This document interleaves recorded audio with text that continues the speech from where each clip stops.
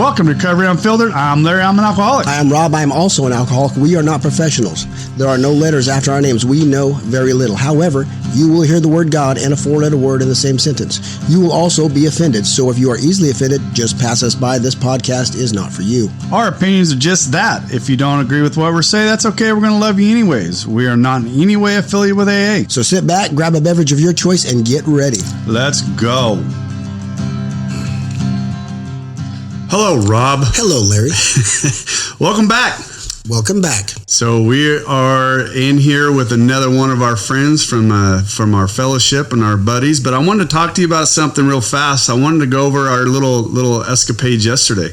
What escapade are you talking about?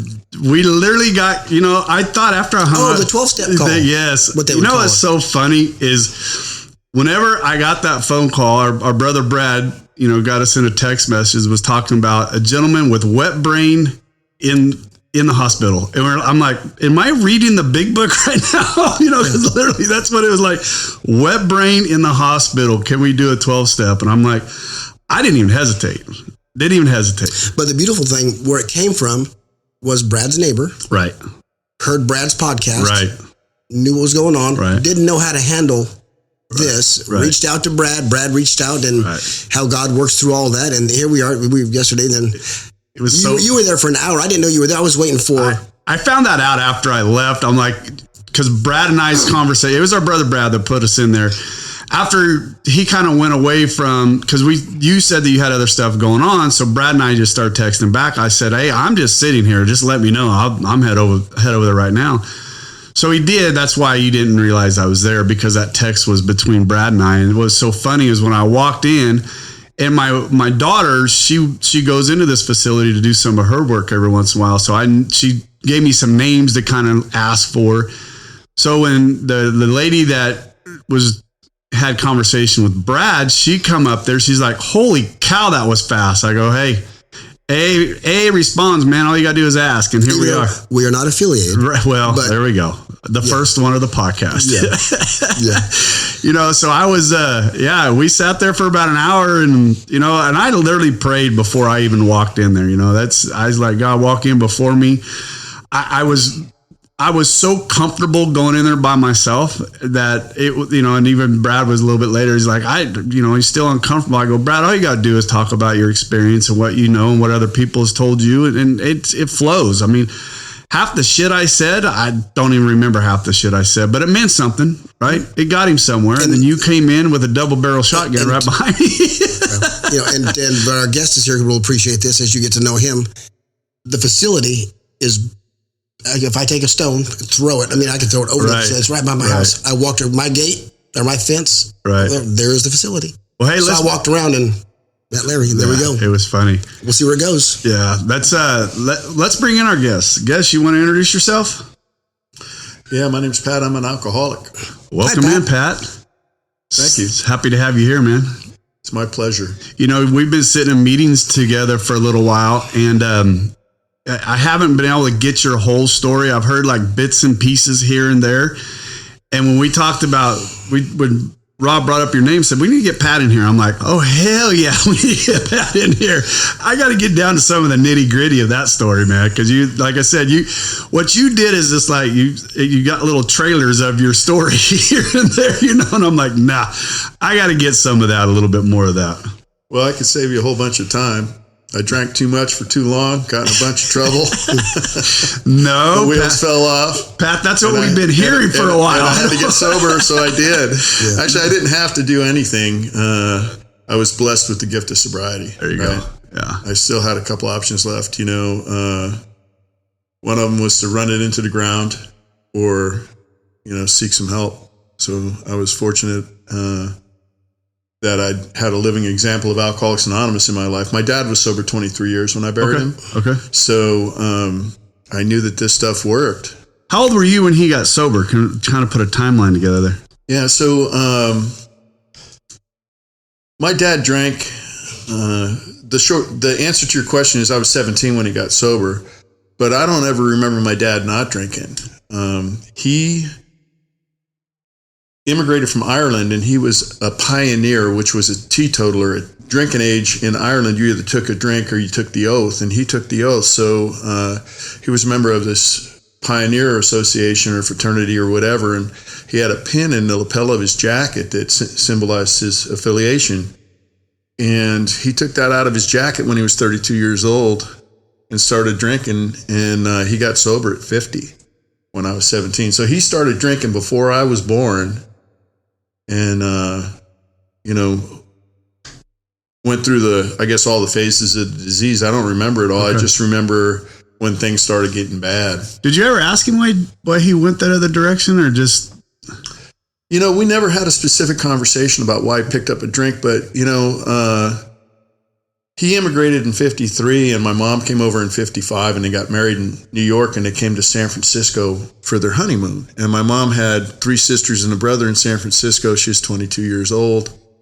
She was comfortable around family, so they decided to stay in San Francisco, and that's why I'm here today. Otherwise, I'd be doing this in New York somewhere.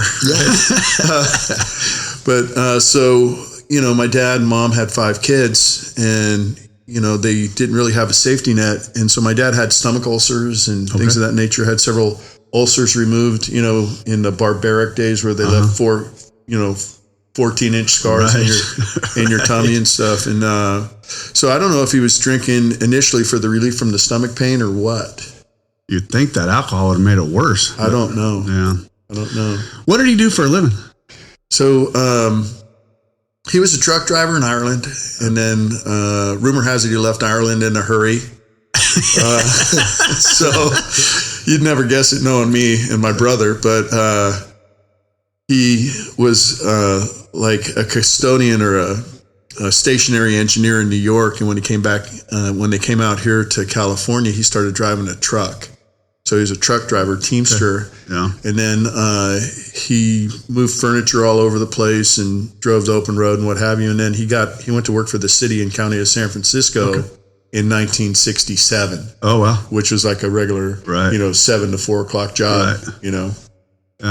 I'm sorry, I didn't mean to go down that. I just, because that's very interesting. Ties in perfect because I know more about, because just being around Pat more, I know it's his story about when his dad got sober at 17, Pat was just ramping up. Right. That's when his story's going to start taking off, actually. Well, it's a perfect segue. You said something interesting. I actually would like to go back to that. Maybe we'll do it again a little bit later. I didn't know, you said at what age they had to make a decision? Well, at, drinking age. I don't know if it's 16 or 18 in Ireland or whatever it is, but you either took a drink or you took the oath. And that oath is to never drink? Yeah, it's like to be a teetotaler. Oh, okay, okay. So my dad started out that way, and then at 32, I guess he got thirsty. Okay. All right. That's a good way to put it. Yeah. I mean, that's really way to get. Okay, so at 17, for all those people, Pat, what is your sobriety date, and how many years do you have sober? So for context, I remember my first sobriety date and my current sobriety date. Okay. So the first time I tried to get sober was February 27th, 1986, and that didn't stick. And then I got here this time, March the 1st, 1993. So I've been sober about 31 and a half years. Okay. So almost half my life. Isn't that something? Yeah, it's amazing. Huh. Okay. So let's go back a little bit further. You were 17 when your dad passed away? No. Sober. So, when my dad got sober. Oh, okay. You were 17. Let's go ahead and pick up from there. Okay. So, my dad, he was, a drinker. I'd go hunting with him as a kid, and they'd always have a quart. He was an old Crow and Coors man. Oh, right? Okay. Yeah, so he was top shelf stuff, right? And he was the kind of guy who would take the top off the old Crow and throw it away and open a beer, and then he'd have a half a beer left, and the fifth would be gone. That's the way he drank, and I swore I'd never drink that way, and we'll get to that. But for about 3 or 4 years there, he wrecked a truck every Christmas coming home from the company Christmas party. And in those days, the cops would bring you home if you weren't belligerent. My dad was a pretty happy-go-lucky dude. He was Irish. Yeah, so they'd bring him home and tell my mom what body shop they had the truck towed to and what have you. And we lived in a dysfunctional household. It was alcoholically dysfunctional. And I didn't know at the time that I lived in a dysfunctional household. I just knew that if we were doing something after school, we were going to your house to do it. Okay. If we were doing a sleepover, we were going to your house to do it. We weren't doing it at my house because I didn't know what we'd be coming home to. Right. Was your mom a drinker too? My mom kind of drank at my dad a little bit, but she didn't have it like I have it. I like how you put that. Yeah. She drank at your dad a little bit. We drank at people. Pat will share that in his story too. Yeah. We drank at him a lot. Yeah. Yeah. But when my dad got sober, he ended up going into a detox, right? There was a hospital at the top of the hill in Daly City. I grew up in San Francisco, by the way. So in Daly City at the top of the hill, there was a hospital. It was Mary's Help Hospital. I think it's called Seton Medical now. And he went up there to their detox ward. And he was 50 years old. He weighed about 120 pounds. He was a stick man. Yeah. And he got sober in October of 1977. And let's see, I was probably just getting started, like I share. My dad got sober, and I had just started drinking regularly. Because I was one of those kids in high school. I was always working and what have you, and I was a little. I'm going to use the term timid around the girls, lack of confidence, whatever it was, right? And I found that, a couple of drinks and, I was that toucan Superman, that fear would fall off me. Yeah, toucan Superman. And I really started drinking on a regular basis as a result of an experience I had where I went to they had teen clubs in the city in the day, back in the 70s. And I went to a teen club dance at the United Irish Cultural Center, and I got there early. So I'm waiting outside to get in, because all the action happens right when they open the doors, right? I'm a knucklehead. So a buddy of mine drove by, and I jumped in his truck with him, and we went down to the beach, and we split a 6-pack, and we smoked some of that hippie shit that, we probably shouldn't talk about here, but that's part of my story. That's right. And then we went back to the dance fashionably late. And man, I was a mover and a shaker. It was a social lubricant for me. I could talk to the girls, pull them off the wall, dance with them, and I liked it. Right. I liked how it enabled me, right? So I started hooking up with this guy and a crew of guys, and we'd go out drinking every weekend and chasing girls and fighting with guys from other neighborhoods down at the beach and, just high school stuff, Which at the time seemed normal. It was almost like I got to join the club because I wasn't much of a drinker. I think I drank a couple of beers when I was like 13 and didn't really like it, But when I was like 17 and the doors had opened for me, right? It was like, yeah, I like that. The girls were responding to you a little differently.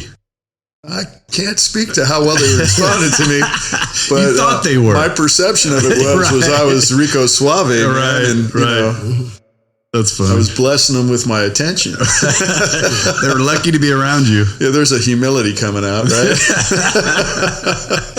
That's funny. Oh, goodness. So go on. Yeah, so that's how I rolled through high school. Got out of school, and I went to a trade school. I went to John O'Connell High School in San Francisco. It was a trade school in those days, and I majored in carpentry. I wanted to be an iron worker, but my dad took me around and introduced me to a bunch of iron workers that he knew. And to a man, they all had bad backs and missing fingers. And I mean, it was a brutal industry, right? And if you made a mistake, you paid a price because that iron's heavy, right? And my dad, said, you might want to think about carpentry, because if you get bit, you may not get hurt, real bad the first time or whatever, right? And, I was the kid in our house that got the stitches, broke the bones. That was me. I was that kid, and I guess my dad saw that, with my, I'm going to use the term recklessness, because I wouldn't say fearless so much as reckless. Right. That I would definitely find myself in a bad situation. So he encouraged me to become a carpenter. So I went to trade school for carpentry for 3 years. And when I got out, I was pumping gasoline for a living. I was working from like 10 to 4. And so in the morning I'd get up like I was going to work, and I'd go to the general contractors in the phone book. And I started at the A's. And man, I wasn't getting a job. And I got all the way to the U's, and I'm thinking, man, I'm going to have to start all over again. And I got a job with a company in San Francisco that began with a U. And I started my apprenticeship with those guys. And in 2 years' time, I was running work for them. So at an 80% apprentice, I'm running crews of guys framing tracks of homes, and I actually had some of my father's friends working for me. Wow. And they used to call me, young R, right? That's my last name. Yeah. That won't do anything to the ego at that age either. Oh, dude, I was like, I was TMF, right? That mother, what, right? And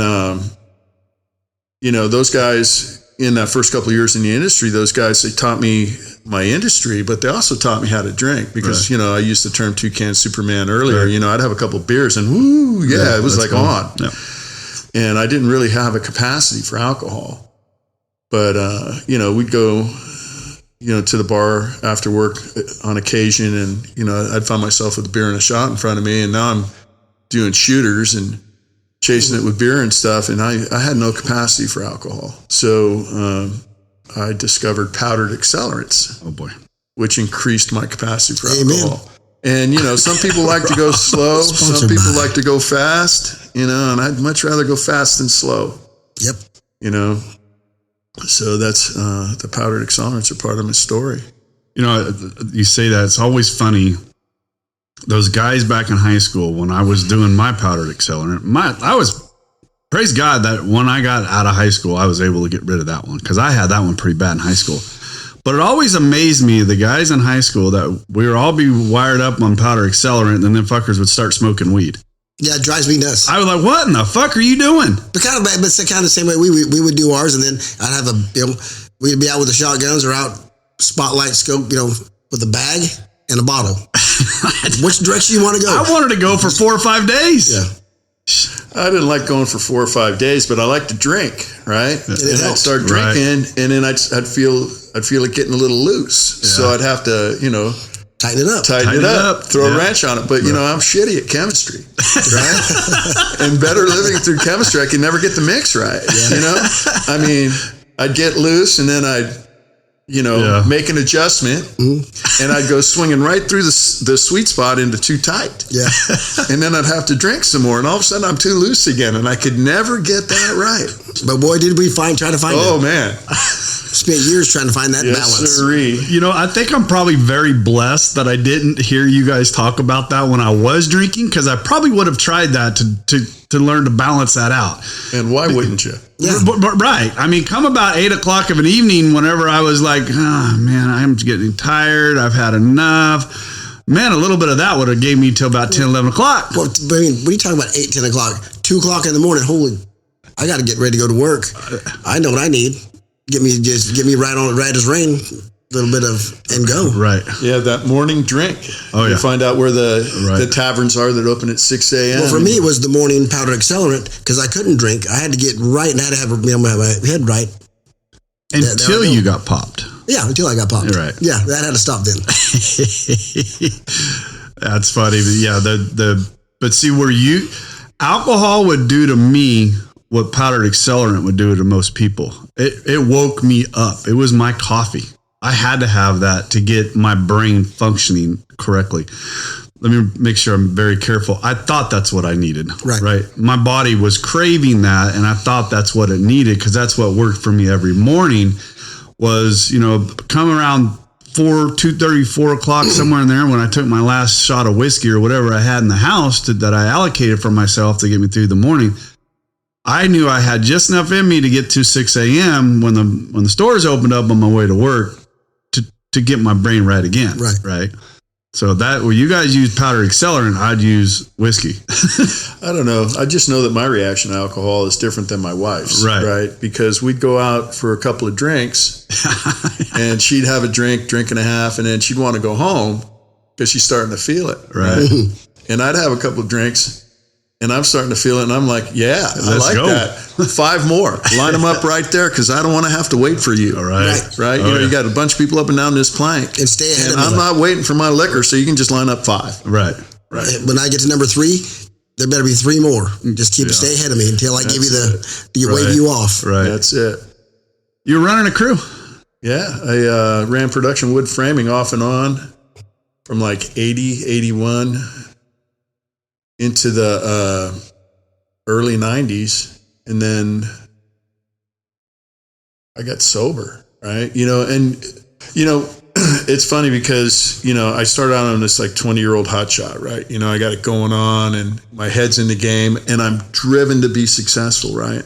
And it's funny how alcohol will have us lower our bar, right? Our goals, right? Because, I'm 20 years old, I'm running work, and I'm thinking, man, I'm going to be a freaking millionaire by the time I'm 30. I'm going to be a successful contractor and all this kind of stuff. And these are the stuff running through my head.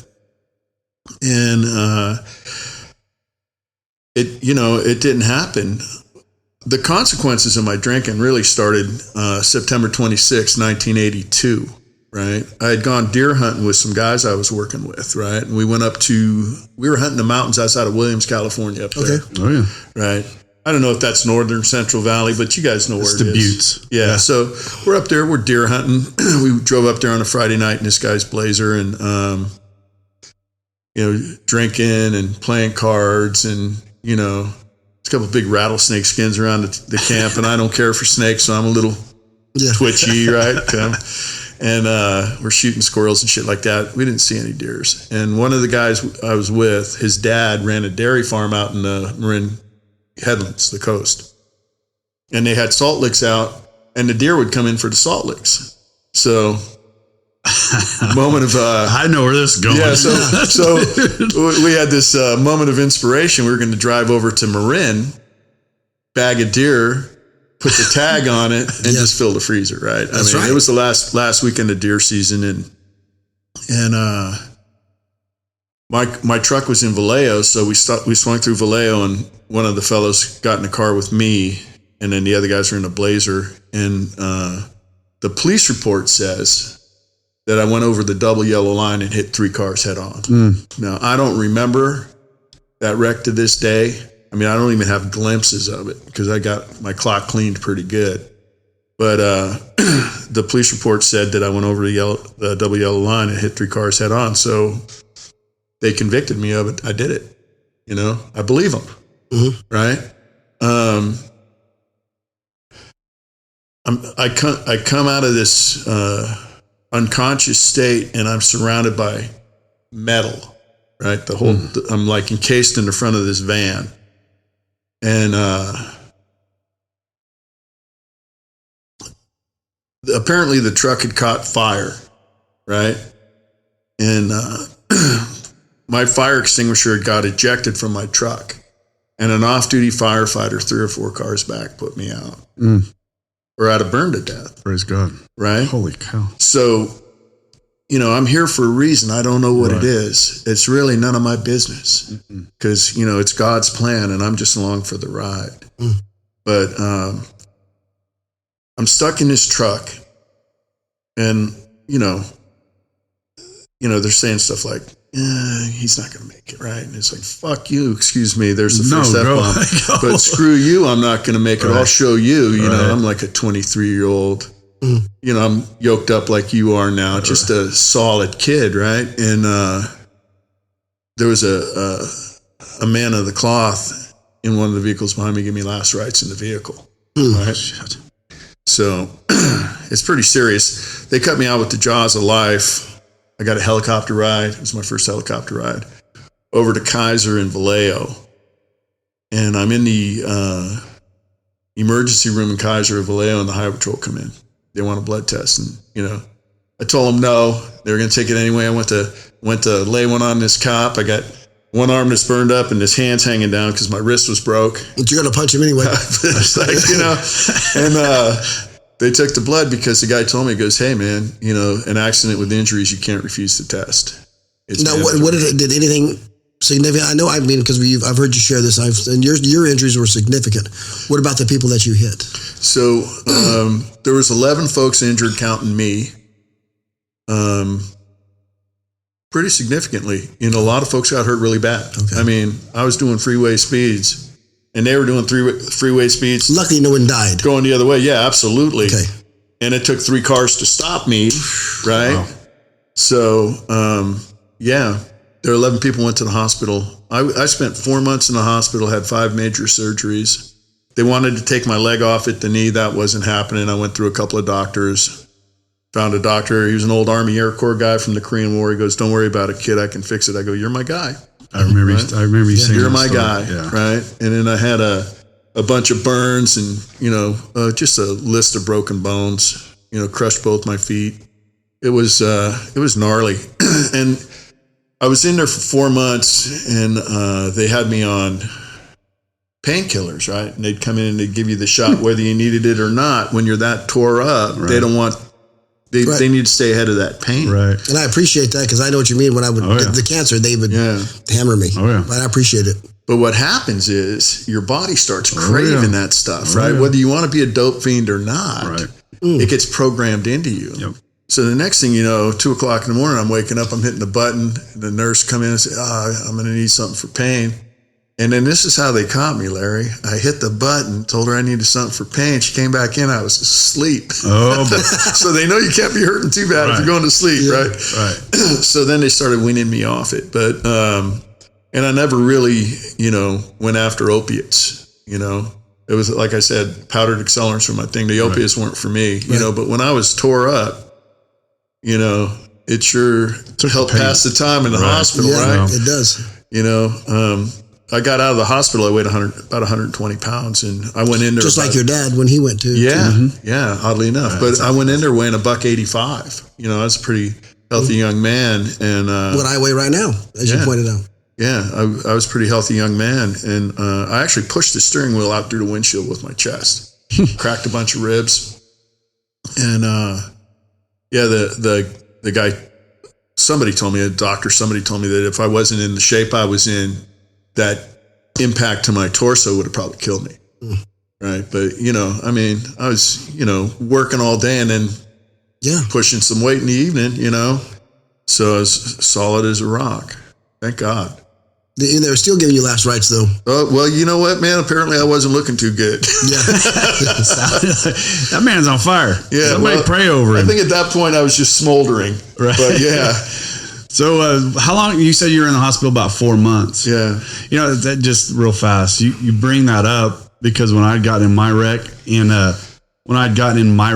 in 88, same thing, about 4 weeks into it. I had to stay an extra week because they had to drive me off of morphine. Mm-hmm. They had to drive me off of morphine before I went home. I was there about 4 weeks and they said, well, we're starting the process of getting you out of here, but we got to get you off this morphine. You're going to have to learn, we're going to have to learn different levels of pain and working through it. And what's so funny is when they put me in, because I was 17, so they put me in the pediatric side. So the pediatric side was right next to and that doctors at the time was right next to the rehab facility. So we had screaming addicts over there. Then I was in with the pediatrics, and I would hear them when they would open the doors, and I'd ask one day, why is all the screaming? And that's where people are detoxing over there. I'm like, well, fuck, I don't want to be over there. Get me off the shit. Yeah. So anyways, that's just funny you said that. Yeah, I'll tell you. So how long after the wreck did you get back into working shape? So I was off work 17 days short of a year. Wow. Wow. So at that age, when the bones healed up, then they had to rebuild my knee. And the state of California had some issues with my behavior. No. Right? Yeah. And bastards. And so I had to go to court in Vallejo. Right, because I got in trouble in Solano County, and I didn't realize what kind of trouble I was in. I just figured, we'll see what's up. And when I got to the courtroom, I was smart enough to bring an attorney. I had a really good criminal attorney because I needed a really good criminal attorney, and I brought her with me, and we went in the courtroom, and there was a couple of rows of angry women in the front of the courtroom. Oh, right? boy. Mothers, is that MAD? Yeah, Mothers Against Drunk Drivers. And in 83, I'm going to court in 83 now. Wow. That's a height. I remember that. And they're just really ramping up, right? Yeah. And every one of those women in that courtroom had experienced a loss as a result of somebody like me exhibiting alcoholic behavior behind the wheel, right? And guilty as charged. I did it, right? And my attorney went up to the evidence table and got all the snapshots. In the old days, they were Instamatics and they spit them out. Yeah. And I'm flipping through these things, and it's pretty gnarly. And they got a picture of me sitting in the van, right? It's like, holy cow, half my hair is gone. Because it burned up. Yeah. Right? Because I remember my dad shaved my head in the hospital, like a couple days after the wreck, just so it all was even. Right? And I realized, man, I'm in some trouble here. Felony drunk driving with bodily injury. It's no joke now. Right. Back then it was no joke, but now there's no way I would not have gotten to prison. So I sold everything I owned, muscle cars, motorcycles, and got a big stack of cash and gave it to that attorney, and she kept me out of prison. I went to county jail for a little while, and they put me on probation. And the probation, it was mandatory to go to some of those meetings to that association we were not affiliated with. That's right. Okay, those guys. So those assholes anonymous. Yeah, I didn't. It didn't take me long. I'm not a rocket scientist, but I am a little sharper than a marble. Right. It didn't take me long to figure out that I could free up an hour a week if I could just fill these cards out myself. Right. So I got one of their schedules. Yeah. And I'd write the meeting name down, and I'd make up some baloney name, and I'd send it in with my supervised probation report every month, right? So this goes on for about 2.5 years.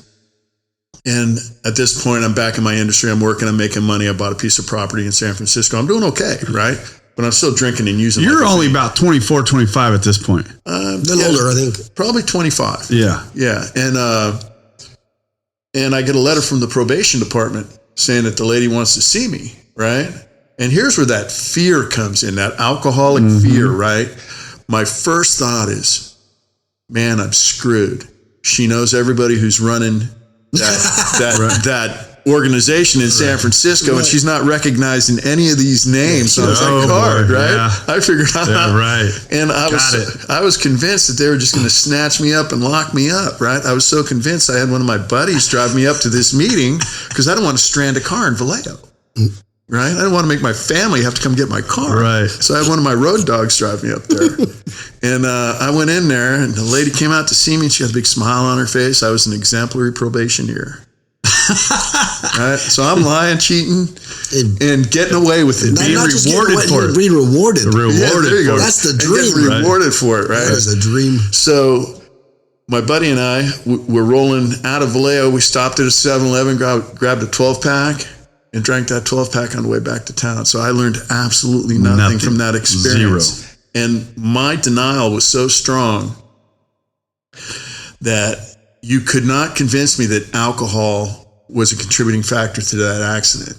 I was just tired. Right? That's denial to the extreme, right? I mean, the fact that, several hours after the wreck, when they got me extracted, helicoptered me over to the hospital, finally got the blood out of me and stuff, I'm still at a 0.14. Wow.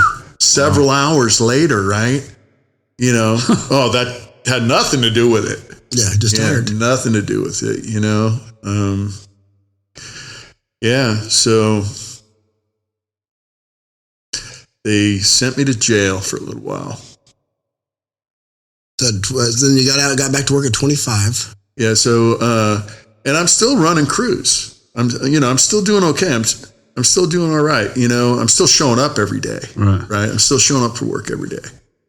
But my priorities financially have changed. Right. Because it's expensive to do it the way I like to do it. Because in my running and gunning days, I knew a bunch of guys that were, how should we say? Chemical entrepreneurs. Right? Yeah. Right. So as a result of these affiliations, my tastes were very inexpensive. Right. Yeah. But, it became very expensive to get loaded the way I like to get loaded. Powdered accelerants were a little expensive. And, if you like a lot of it, it gets very expensive. Right. So I had bought this piece of property in the city, and my first bottom was financial. I got a letter from the bank, and it said, that I was behind on my payments, and I was like facing foreclosure, right? So either pay up or get out, basically, is how I interpreted the letter, right? Pretty much. And that alcoholic fear, man, that fear, that to the bone. I mean, to the core. I could sit here for 5 minutes and try to describe it, but unless you've had it, you can't explain right? Can't So, but I mean, it's just to the bone. So if you're an alcoholic of my type, you're going to stock the bar and get it on. And that's what I did. I made a phone call, went to the liquor store, picked something up, went back to the house, barred the doors and got it on, right? About 5 o'clock the next morning, Saturday morning.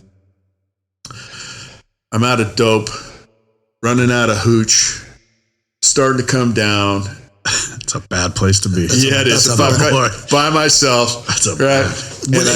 In bad company. Yeah, really bad company. And, the poor me's are coming in, right?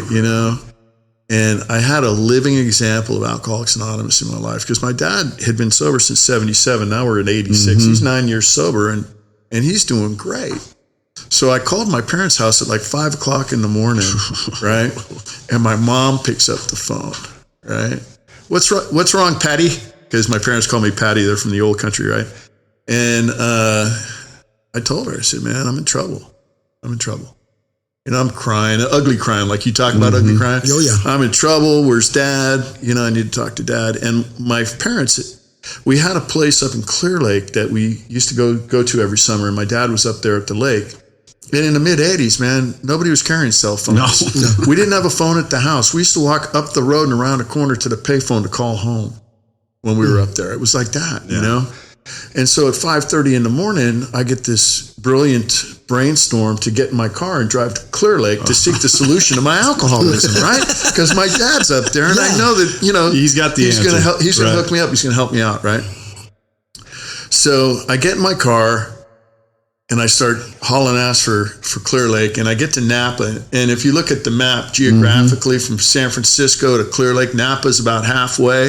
It's about 7 o'clock in the morning. Now I'm starting to come down. Down. More and more. Seeking the solution to my alcoholism isn't seeming like such a great idea anymore, right? I can figure this out. I'll start robbing liquor stores. We'll figure it out, right? And, not that bad. It's not that bad. And had I not told my mom what was going on, you probably would have. I probably would have turned around, right? But the cat was out of the bag. Right. They were going to talk, and he was going to find out anyway. So I followed through. I drove up to Clear Lake. He gets up. I'm sitting on the couch. It's like, what are you doing here? And I spilled my guts. I told him, I go, Dad, I'm an alcoholic. I'm in trouble. I need some help. So he took me out to breakfast, took me to a meeting, bought me a big book. And we came back to San Francisco, and I started going to meetings. So it'd be great if we could start talking about recovering and a better life and everything from this point. But that wasn't my experience, right? So I was going to meetings and they needed a coffee maker at this meeting. So, I put my hand up and I started making coffee at this meeting, and they had ashtrays and the coffee maker would set up, do the coffee, and then kind of clean up after, and everybody would pitch in on the tables and chairs and stuff, but you'd wash everything up, right? So I'm doing this, I'm sober. I don't even know if I was sober. Maybe dry would be a better term. Yeah. Because I got no solution. Right. I mean, I had a big book. This I find personally funny. I don't know if you guys find it funny or not, but in how it works, the chapter to the agnostic that they reference in the beginning of chapter 5 and how it works. I didn't realize that was a chapter in the book of Alcoholics Anonymous until I got here this time. So I had that book for 6 years and never knew that was. I didn't even look at the glossary.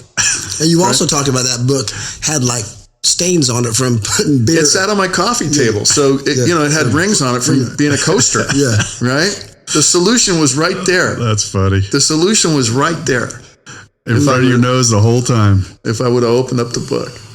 But anyway, I'm making coffee. Hold on. You make that sound like it's such a simple thing, right? It's not that easy. No, it is simple. It's not easy. Right. It is very simple because, Pat, you said it. It was sitting right there, right? You didn't have the action. You didn't do the action to pick it up and read it, right? Because it's in there, right? And that's where what you and I were talking about yesterday. Sorry, Pat. What we were talking about yesterday with our 12-step call, right? Because this is his third attempt at this. What did you do for action the first 2 times? Right? Nothing. What did you do? Nothing. You didn't get a sponsor? No. Did you go to meetings? No. You didn't do this work? Well, no. you didn't do action. And he's sitting there asking us, and after Larry left, he goes, I'm struggling. I don't know, what I'm going to do. Why is this time going to be different? Right. And I'm sitting here telling him, well, what didn't you do? Right. Well, I didn't get into action. So what should you probably do this time? I should probably get into action. Okay, I go, well, now, and like Larry told him, I go, we can't do it for you. We wouldn't do it for you. So when you decide what action you want to take, if you want us to be a part of that action, we'll show you our experience, strength, and hope. Right. But it's just, he just wasn't getting it. No. Well, I can tell you for a fact that the damage I did between February 27th, 1986 and March the 1st, 1993 was the real damage. Okay. Right? Because, I'm exposed to AA. Right. Oh, yeah. I can't stay sober. I won't stay sober. Whatever the story is, I wasn't staying sober. Yeah. I was making coffee for this meeting. About 90 days in, I went fishing with some of my boys, got drunk, came back to the meeting, made coffee like nothing ever happened, right? No remorse? Well, no I can't say there was no remorse, but I knew, God knew, and it was none of your damn business, right? There you go. I figured, God's my co-pilot. Right. He's with me everywhere I go, everything I do. He may not be in, but he's there, right? And if I'd listen, I'd probably get that this is a bad idea, but I don't always listen, right? But so I figured God knew and I knew, and it was none of your damn business, right? So that first 11 months, I got drunk every 60 to 90 days. Same MO. None of your damn business. Right. The coffee maker commitment came back up. No one would take it, so I took it again. So now I'm in my second tour of duty making coffee for these people. And some of the blue-haired old ladies are coming up, and I don't mean that disrespectfully, but some women with some age and experience on them were coming up to me going, you've been coming around here for a while. You're coming up on your year pretty soon. When's that going to be? And this and that, right? And the dishonesty was eating me up. Yeah, there you go. Because I've been loaded 3 or 4 times, and I haven't told anybody. And now that chicken's coming home to roost, right? And I needed an out. So I didn't know what to do, but what I did was I copped an attitude with Alcoholics Anonymous. I had a resentment, Rob. The number one offender. I had a resentment. And my resentment was, I'm doing all the work around here. Oh, the coffee maker. I'm making your coffee.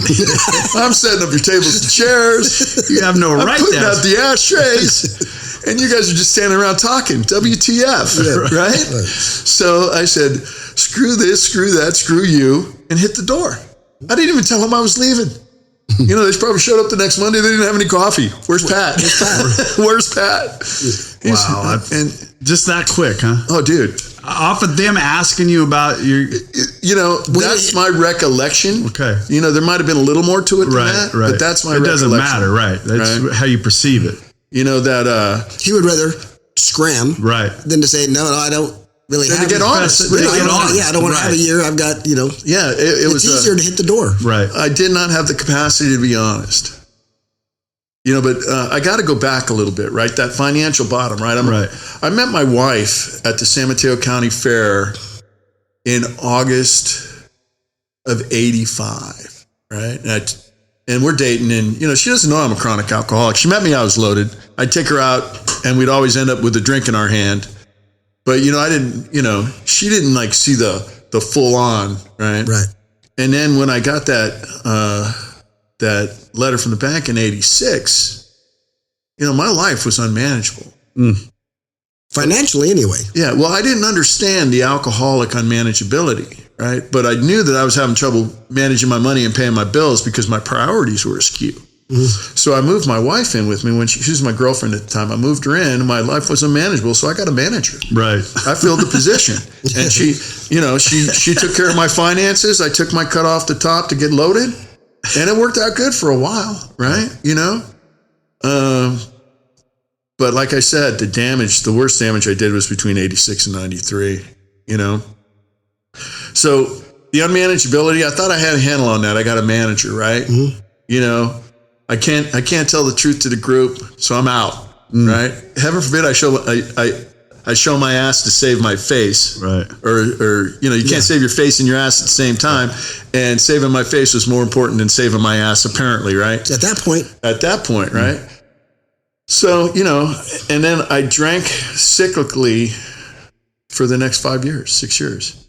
I'd drink, I'd hit the wall, with her, with the employer. I'd pick up a case, put my hands on somebody, right? And I'd have to straighten it out, right?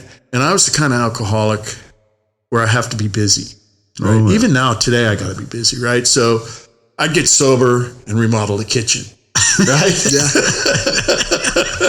It will. I'd get sober and do the bathroom. I'd get sober and do something else, right? And, when you're remodeling your kitchen, if you're normal, right, you don't drink 12 Pepsis in an afternoon. No. Right? But I would be working on my house and I'd drink 12 Sharps in an afternoon. And for those of you who are too young to know, Sharps was like the O'Doul's by Miller. Right. Right? And I drink a 12 pack of Sharps while I'm working on the house.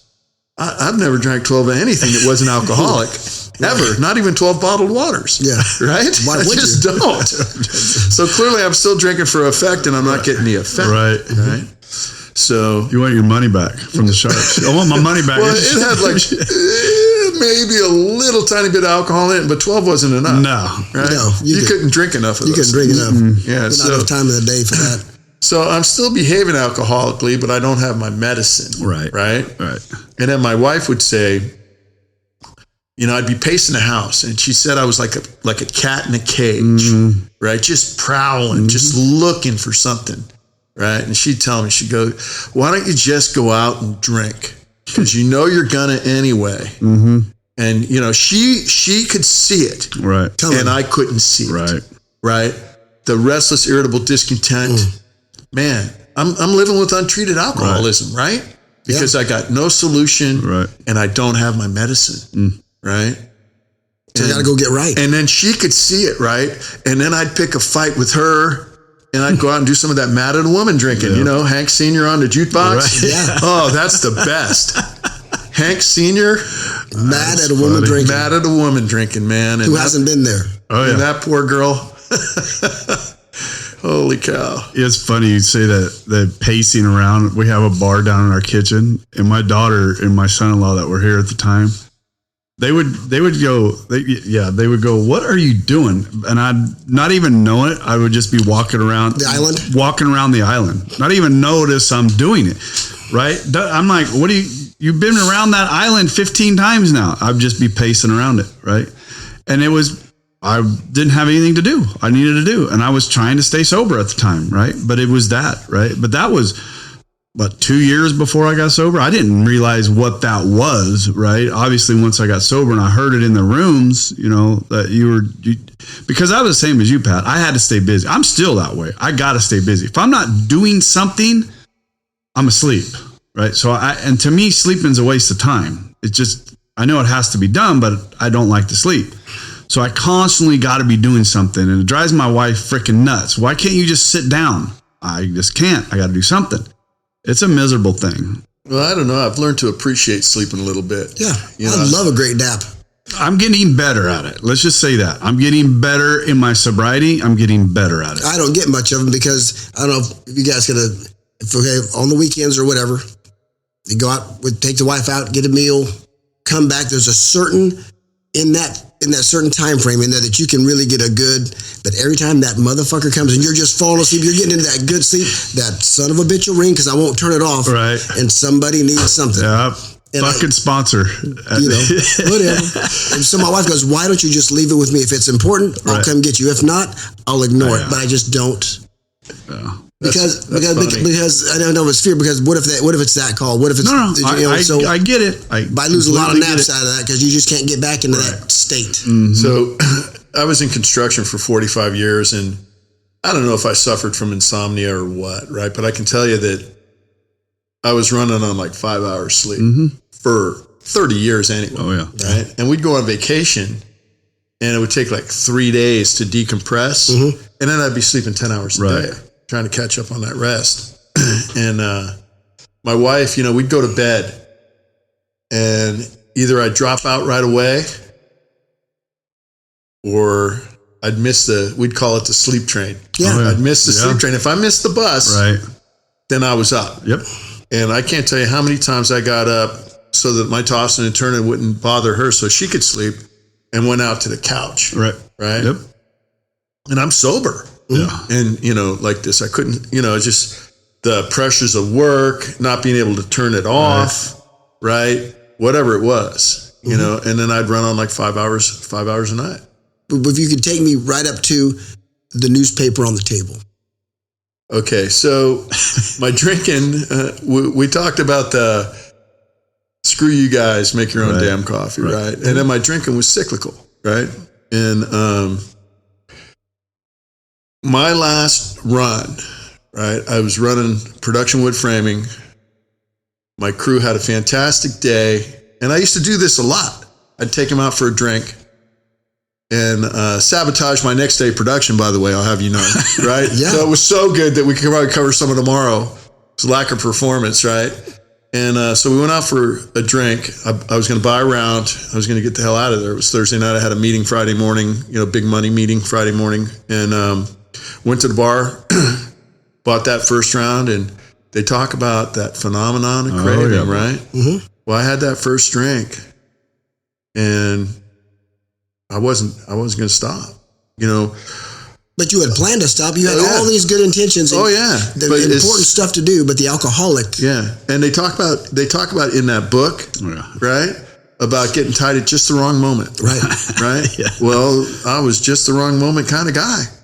So I drank Thursday night, didn't go to work Friday, all day Friday night, and I'm on the sofa circuit, right? So I'm on your sofa, taking a shower at your house, getting a clean shirt so I can keep going. Because I'm not going home to her. You got to face it. I don't want to hear it twice. I'm not going to call her and tell her I'm alive. Right? I'll just deal with it when I get home, because who wants to hear that shit twice? Nobody. Right? Give it to me once. Right? I mean, that was my logic. And it's flawed logic. I totally get it, right? It's totally flawed, but that's how I think. I can't speak for all men, but that's how I think, right? So Thursday night, Friday night, Saturday night, Sunday night, I'm in the bar, closing the bar with my bartender, Hank. I don't even know if he's still alive anymore.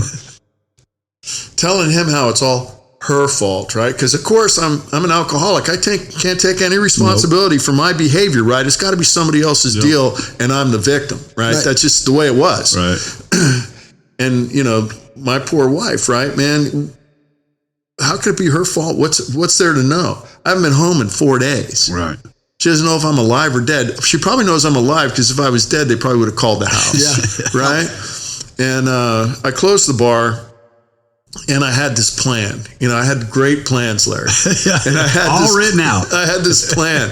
I was going to go home, slide in quiet, take a shower, change my clothes, go to work, and deal with her later. Right? That was my plan. But I've been, ripping and running for 4 days, so I'm physically tore up. And God's plan was different, right? I got home, made it in the house, hit the recline position on the sofa, and I wasn't going any further, right?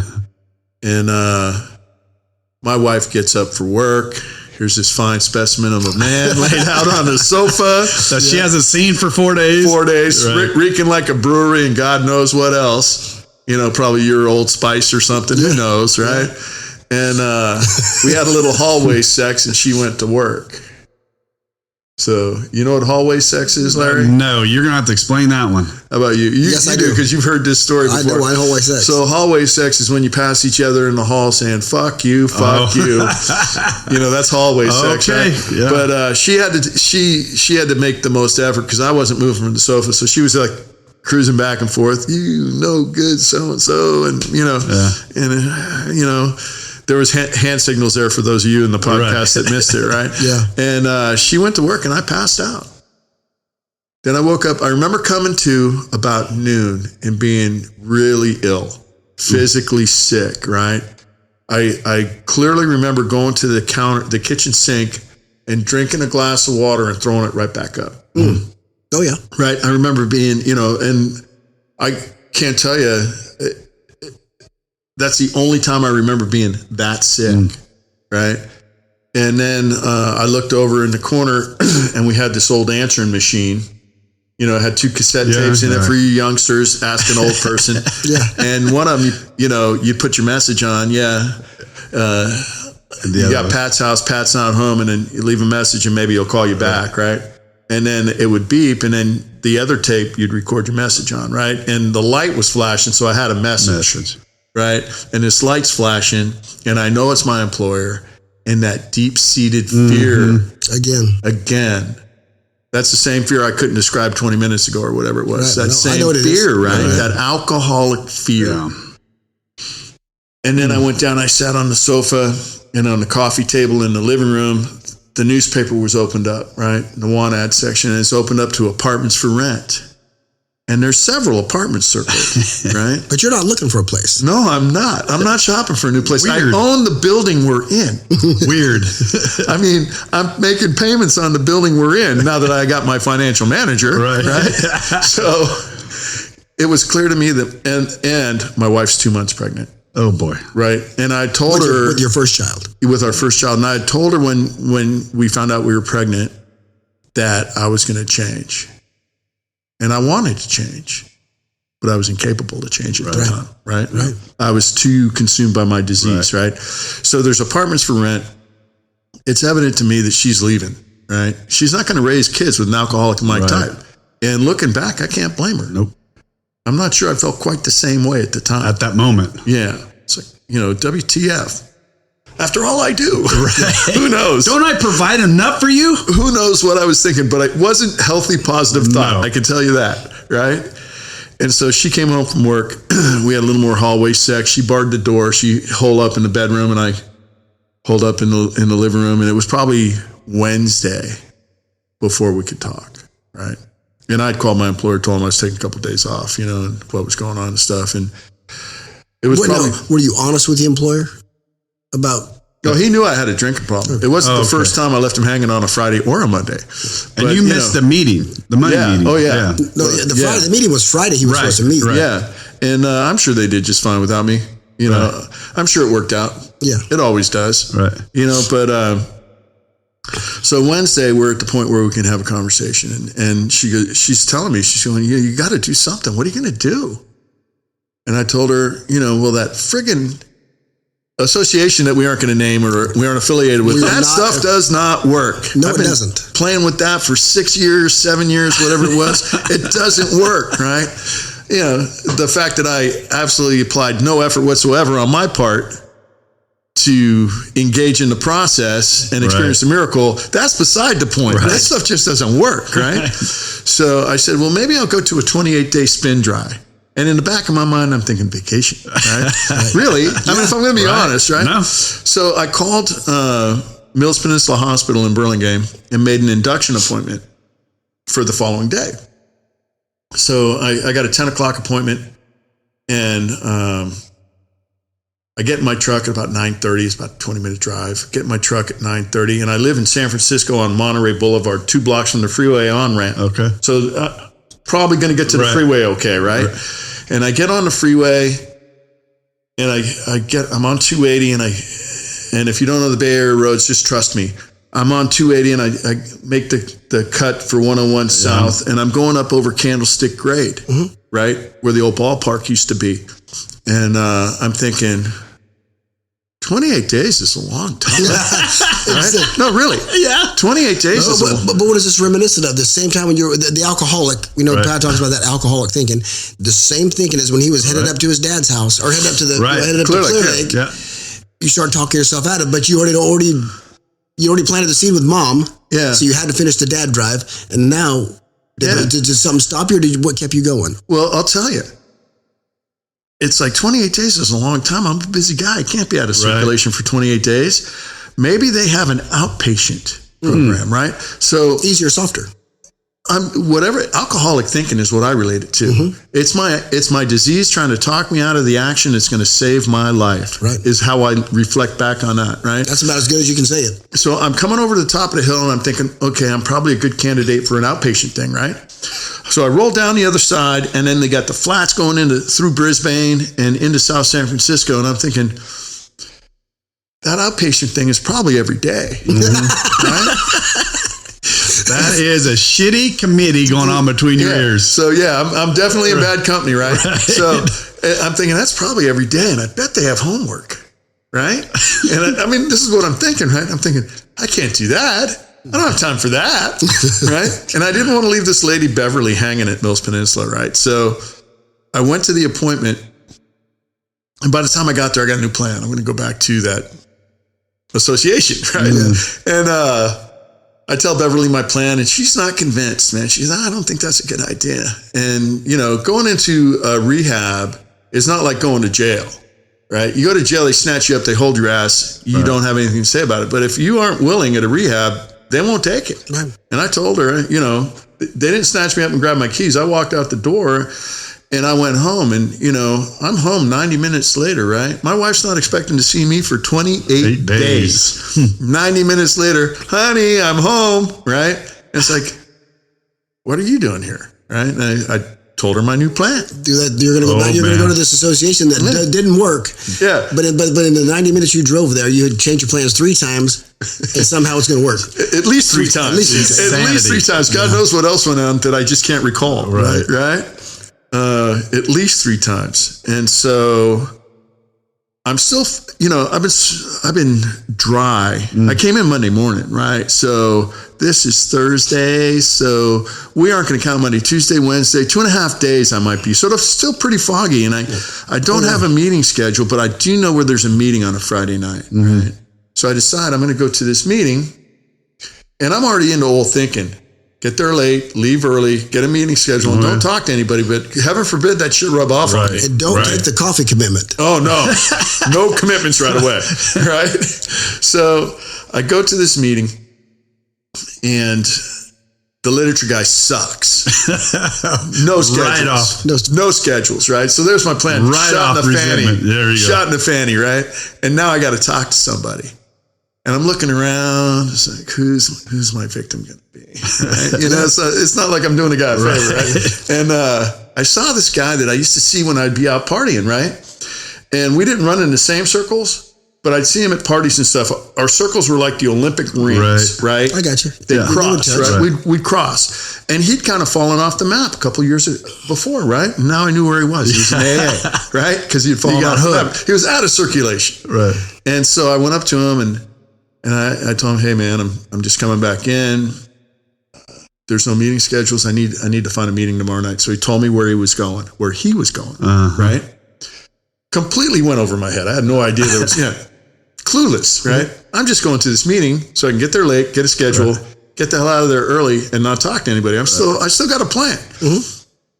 So I go to this meeting, get my schedule, chatting with this guy. They're asking if there's any newcomers. My hand's up. What's that going up there for? And it's like, I've done it 100 times. It's like, it's not a newsflash, right? You know, Pat's back. Yeah. And the secretary of the meeting, man, he just like, kind of cued on me, right? Right. And it was very uncomfortable. Kind of like swimming in shark-infested waters and you're bleeding uncomfortable, right? And he just like keyed on me, and I kind of could feel him coming back to me during the meeting. And after, do you remember Elliot? Yeah, I do. I remember Elliot. He would share like that. Because Elliot he passed away with cancer 2 years ago. Yeah, he moved to Nebraska or something for a couple of years. Him and JJ, because my sponsor had 49 years, Elliot would have 53 right now. But when he would start talking, he would get real quiet. And he would focus on you. One person. You know, he was usually the person that needed the most because he'd been there long. He would just talk quiet. He would like share, he was speaking into your soul. But it would be, please look at somebody else because it's uncomfortable. Especially when you're in that frame of mind, it's uncomfortable. You didn't want to be there to begin with. So it turns out after the meeting, this guy approaches me, right? And his name was Ian C. He's an airborne ranger, just a badass. The guy chairing the meeting. Yeah. You know, and I found all this stuff out about him later. You know, he's a really good guy. And he asked me, how you doing? And you know, when we get here, we're dying inside. Right. But if you ask me how I'm doing, I'm going to grit my teeth and go, I'm fine. Yeah, I'm fine. Through gritted teeth, right? Because I'm not going to tell you how I'm really doing. No. I mean, Nobody wants to hear that shit, right? But we do, right? Yeah. And then he asked me if I had a sponsor. And I said, nah. I said, but I got a couple of guys in mind, right? Like I'm taking applications, right? Fill one out, leave it with me, I'll get back to you. Yeah. Right? Interviewing. Right, exactly, right? So, yeah, but I got a couple of guys in mind. And then he did the damnedest thing. He goes, well, what are you waiting for? And Rob, I was offended. I was offended. It's like, how dare you call me on my stuff? It was like a dirty dog double dare, right? And I'm thinking, so I got my sponsor on a resentment. It's like, I'll show you, you so-and-so. Isn't that a great way to do it? Yeah, and I approached the guy I'd spoken to the night before, and I got my meeting schedule. And I approached this guy, and I asked him if he'd sponsor me. And now we're early 90s now, right? You know, what's all this, you know, coddle them and polish them and, oh, it's okay, you're going to be fine. It was like, yeah, here's my phone number. He wrote his name and phone number on my meeting schedule, and he circled the meetings he went to. And he said, you start showing up regularly and I'll work with you. Right? It's like, show me something. Right. And then I'll work with you. Yeah. Right? But I won't powder your ass. No. And he said, you need a big book, a spiral notebook, a pocket dictionary, and a pen to work with. Absolutely. Right? Because we didn't have these damn smartphones. Right? So you needed a dictionary. And there was a light in his eyes. And we're on the stairs of this church. Right? And there was a light in his eyes. And he's got these ice blue eyes, like, you know, but there's this light in his eyes, right? And it's there. It's palatable. I can see it. But I couldn't recognize it for what it was. Right? And that was the moment that I went from a hopeless, dying to gutter.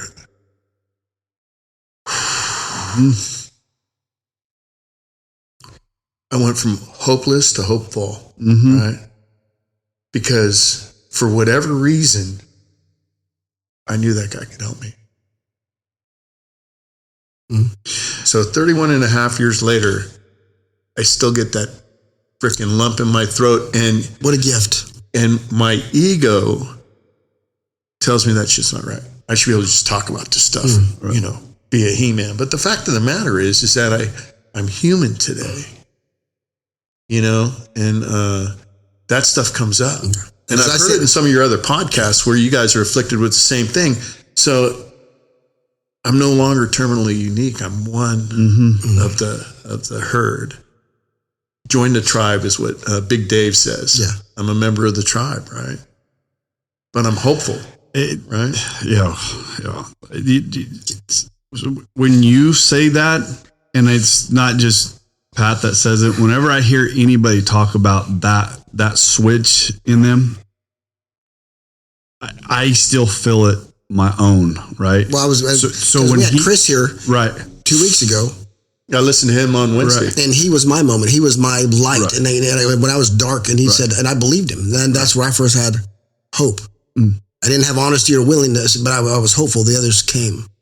But that's what I remember, that feeling, and what a gift. So here's this thing, right? You guys, and I may be wrong here, but so my moment of clarity that I had to get help, right, was when my son-in-law, now, mind you, my oldest, who's also an empath. Yeah, my oldest had been doing, she has spent time and time with me to help me through some situations and to help my wife, who, God love her, was dealing with multiple other issues in her life, and her drunk ass husband at home, you know, that she had so much going on, but it took that moment where this guy wouldn't answer my phone call that I'm like, fuck, I got a problem, right?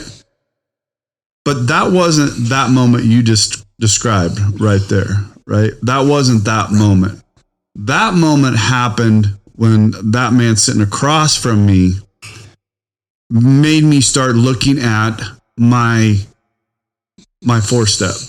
And that moment happened in that room, my office over here, by myself, when I was writing my 4 steps, right? That moment right there, that I knew I wasn't going back. I knew that I was where I had to be, right? You know, the thing about that moment, though, was in the moment, I didn't recognize it for what it was. No. I mean, it was a profound, life-changing experience. Right. And at the moment, it's just like, okay, this guy's willing to take a chance on me. Right. And I'd asked guys to sponsor me before with no intention whatsoever going through with it. It's like, yeah, I got one. You got a sponsor? Yeah, I got one.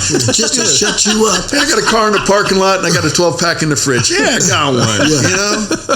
But this time it was different, right? Because the stakes were pretty high. You know, I was at the verge of being unemployable. Right. My wife and I are expecting, you know, she's not very happy with me and, you know, I can't really blame her. Right. You know, I used to ask her, you know, why did you stay? Because I wouldn't have put up with my stuff. No way. I would have never taken that from somebody else. At least that's what my ego tells me. Right. But love is a powerful thing, right? And she told me, another one of those moments, that every once in a while she'd get a glimpse of the man trapped inside. And that, when she told me that, the potential. Yeah. And a lot of the amends I made to some of and as I walked this life in my small town, a lot of the girls that I met that would turn into women would come up to me. It would be kind of an insult / compliment, but they would say, "Hey, Rob, this is the potential. You know, wasn't who you were, but this is the potential that we saw you could be." Yeah. Because I couldn't, for the life, figure out who I was. Why would you waste your time? You're just not, you know, immature, selfish, self-centered. But this is what, you know, and I guess that's what my wife saw too. This, you know, eventually this could be, and praise God, it did. I wasn't a bad guy. I just had bad habits, you know. Well, we aren't bad trying to be good, right? We aren't, you know, I mean, but yeah, but when she told me that, it was like, I get the image of like a cigar ash just crumbling, right? I mean, I was affected by that, right? It was like, holy cow. And you were ready. Whatever, the soil was ready. Yeah. You know, yeah. You got a well-whooped ass. But I didn't know it. I mean, that's what they call it in the Valley. I just didn't know it, right? Yeah. You know, the other thing, right, was I got that sponsor, right? I'm like, it's Friday. I came in drunk Monday morning. So 4 days, 3.5 days, I got a sponsor, right? And not just a sponsor. I got these guys. There's a group in the city called the Trudgers Group of that association. I almost did it, right? The Trudgers Group, right? And they're book thumping, brass tacks, black and white, no nonsense guys. Clear direction, right? Which is what a person of my type needs. 24. Right. Yeah. Clear-cut directions. I need clear direction, man. If you soft soap it, if you give me any wiggle room, I'm a wiggling motherfucker, man. I just am. Yep. Right? Yep. So I started hooking up with this guy twice a week. You know, we'd go to the coffee shop after the meeting, sit in a booth, read the book, go to his house, read the book, you know. And 4 or 5 months later, I'm on my knees in his kitchen at 11 o'clock at night on a Thursday night, 11:30. 2 bowls of ice cream on the table, right? What flavor? I couldn't tell you, but it was good. Yeah. But, you know, it's time to do the third step prayer. And he goes, you know, are you ready? And I had real apprehension about, you know, turning my will and my life over to anybody or anything, right? And, you know, we talked about it. We debated it, right? And I told him, you know, I'm not turning shit over to anybody. It just ain't happening. I'm driving this bus. You know what I mean? And he goes, well, just have enough faith that God will get you through the rest of these steps. Can you do that? I said, yeah, I can do that. I said, okay. And so we knelt down, held hands, and prayed out loud on a Thursday night. And that's where the rubber hits the road, man. Then it's into action, man. Yeah. Into action. You know, that 4th step. You know, a lot of people talk about the writer's block. I had it. I couldn't get anything down on paper, right? And he said, well, just make a list of everybody you're angry with. That was easy. If your name came up, you went on the list because I was pissed at everybody. Yeah. Right. I mean, there wasn't a single person on the planet, myself included, that I didn't have issue with. Right. Right. You know, and organizations and institutions, everybody. Exactly. All you fuckers. And I made the list, and you know, had I known what was coming next, I don't know that I'd been as thorough. Thank goodness, right? And then I filled out the columns going horizontally, and I thought I was done. So I called my sponsor and I said, yeah, I'm ready for my 5th step. So I went over, he goes, yeah, bring what you got, right? So I went over to his house. We read a couple more pages. Setting aside the wrongs that others have done to us. We got to find our part. We got to look at our part, right? I was like, you didn't tell me this was coming. WTF, over, right? So back I go. And that's kind of where the magic happened, right? Word. And but if you would please, I love how you describe this part. And what I'm talking about is all these people on your list that you were burned up, pissed off at. Oh yeah. You brought this. Well, go. You explain it because you. So I have the same experience. I've got like 52 people on this list, right? So, and that's what the spiral notebook was for, Larry. Just so you know. So I got 52 people on this list. And I've got, what they did, how it affected me, and all of this. And then now I got to go, but wait a minute. And I swear that it wasn't more than like the first 12 when I had this intuitive thought that they're interchangeable. Because I'm bringing the same me to the dance. Yep. I'm bringing the same me to every single relationship, and I'm getting the same result, but it's your fault. Yep. Right? Right. So it's like, I've got a bad omelet mixture, and I'm going to make that thing 100 times because this time, damn it, it's going to taste good. Right. Right? See, that's the Rob Thomas shit sandwich. Right. You put the Metaphor. same stuff in, you're going to get the same stuff back. And so I went through all 52 of them. And then, of course, I had a deepest, darkest secret, whether, it was your chicken. The dead chicken? Whatever it was, right? My chicken died, don't judge me. I had one, and I was so ashamed that I didn't even want to write it down on paper. I didn't mind. Yeah, just say it. And my sponsor said, well, you know what, man? Write down a couple of keywords, make up a code, whatever. He goes, put it down there because you're going to need the reminder when we do the 5th step, right? So I make an appointment with my sponsor. We sit on this bench at Ocean Beach in San Francisco. We go through all this stuff. In public. Wow. Yeah, just sitting out there in the park. And he's telling me what's affected. It's driven by fear. Everything's fear. It's all fear. It's all fear-based, self-centered fear. Yeah, 100 forms of fear. Yeah. Selfishness, self-centeredness, fearfulness, it's all there. It's, what's the problem? Me. Yeah. Am I thinking, right? And then he goes, is that your problem is not alcohol and drugs? Is that what you're telling me, Pat? No, that was my solution. Ah, right. And then it turned on me. Yeah. And I'm still a little bitter. 31 years later, still pissed off. Still a little bitter. We'll do some writing on that. Do some step work. So we get through all this stuff, and he goes, is that it, right? And I'm thinking, am I giving this stuff up? Am I going to, it's a jumping off place, right? Yes, it is. And then he goes, we're only as sick as our secrets. He goes, and if you're an alcoholic of my type, your secrets will kill you because they'll drive you out to drink again. And for me to drink is to die. Yep. Right? That's exactly what he said to me, almost verbatim, maybe verbatim. And so I told him, right? I said, okay, well, And then he shared some of his life experience. And then I wasn't terminally unique anymore. Right. Again. Right. We weren't right. I'm just another run-of-the-mill alcoholic. Yeah. They talk about the types of alcoholics in the book, right? And they talk about the one that's normal in every respect, except in his reaction to alcohol. Often they are smart, productive. I can't quote it verbatim. You might be able to, but you know what I'm talking about, right? That's the alcoholic type that I relate to because I'm a regular guy. I just drink too much, right?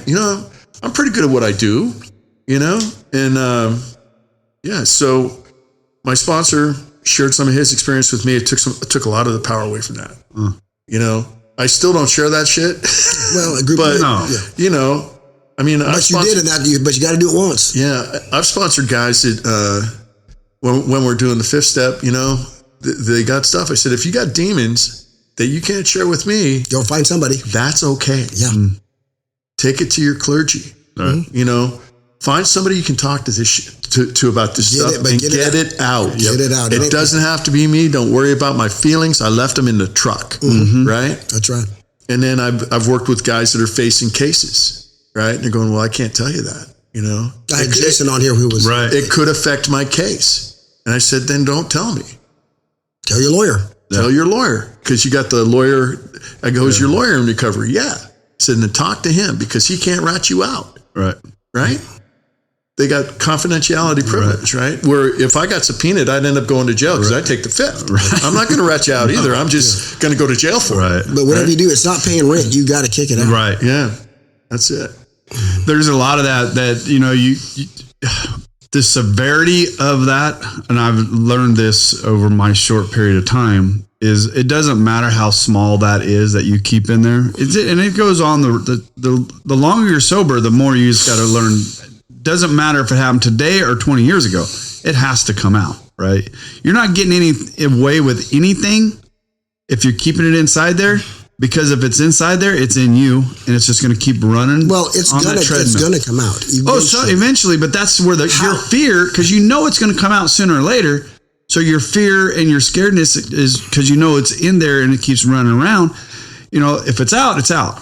Right, I don't have any fear of the repercussions of it. It can come out in different ways. It can come out, corrective, right, in a good way, or it's going to pour out in ways that you don't want it and make the damage. Right. Well, you know, it's like my dad. He died of lung cancer, right, and they took out a half a lung when he was 59 years old. And if they don't get it off, there's just the slightest one cancer cell left. You're right. Right? Or like that fable about the princess and the pea. They put the 20 mattresses on top and they put the pea under it. And if she's a real princess, she'll feel the pea. Right? If you don't get that pea out of there, you know, sometimes quickly, sometimes slowly, that stuff will come back and bite you in the fan. And if you're an alcoholic of my type, the way it was explained to me, it could drive me to drink. Right? And I'm not willing to take that chance. No, I'm not. No, I think I think that in a lot of things, people say, well, you're being too honest. What does that even fucking mean? I don't know. I don't even know what that means. You want me to tell you what that means? That means that's good for you, Larry, but I'm not doing that. Okay. Then you won't get the benefit. That's your problem. Yeah, right? But that's what they mean by that. I get told this all the time by my boss. You're too open to your customers and your clients.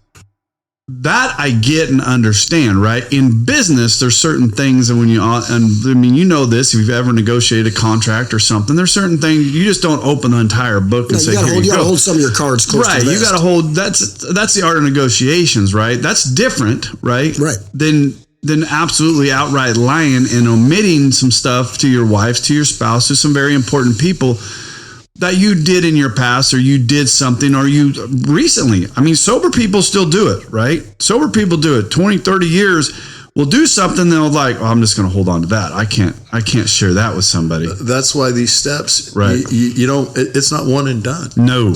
Rest of our lives. We live these things. And every time I take a man through the steps, I go through them. Yeah. Yep. Right. Mm-hmm. You know, so I'll fast forward a little bit here. I'm sober 23 years. I'm married 20 years. Actually, I don't want to go that far forward. I'm sober 7 years, or almost 7 years, and we host Thanksgiving at my house. And my dad, you know, my whole family's there and stuff. My dad pulls me aside and he goes, I got to talk to you. And I go, okay, what's up? And he got diagnosed with lung cancer for the second time, right? And he doesn't have the lung capacity where they can, you know, take care of it surgically, right? And he's 72 years old, you know, and I knew something was going on because he was losing weight and, you know, he just wasn't looking good. And so he told me. And then, you know, my family, they're kind of an eat and run family. So we get them there early, like 11 o'clock in the morning. We spend the day together. And then after dinner, it's like, oh, got to go. Irish goodbye. Within like an hour after the dishes are done, you know, the house starts clearing out. So I went to my home group on that Thursday night at Thanksgiving, you know, and gave it up, you know, and man, I broke down, you know. And they gave him 6 months to live. And I went to my employer and I told my employer, I go, this is what's going on. So I can either take 6 months off or you guys can support me where I can, you know, do what I got to do here, right? Because I took him to all the chemo, the doctor's appointments, anything he wanted to do, we did. We went to Yosemite, went up to the lake. We went all over the friggin' place. We wore out a set of tires running around, right? Right. And,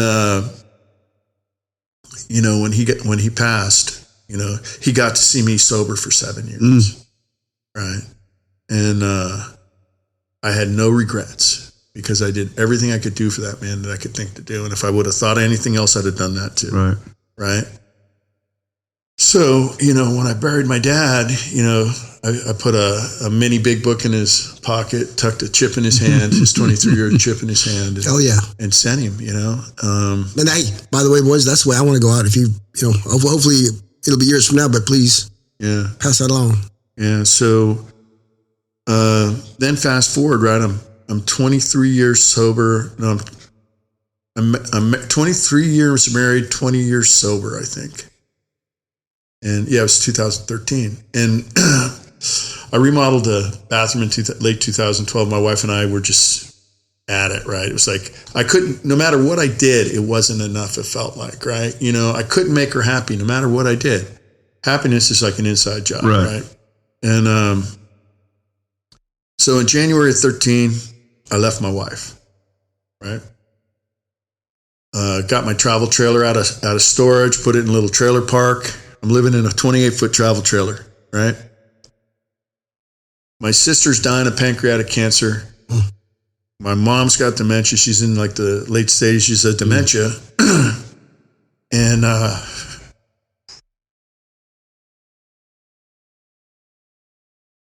Alcoholics Anonymous, man. Say it. You can cut that. No, don't cut it. I ain't cutting that. But my experience has been, when life gets hard, I redouble my efforts because the alternative is horrendous. Yep. Right. So I was going to 8, 9, 10 meetings a week, taking newcomers hostage, force feeding them program. Right. Yeah. I had a couple of men's meetings a week where I could, go and puke on the fellas, and my sister passed away June 6th.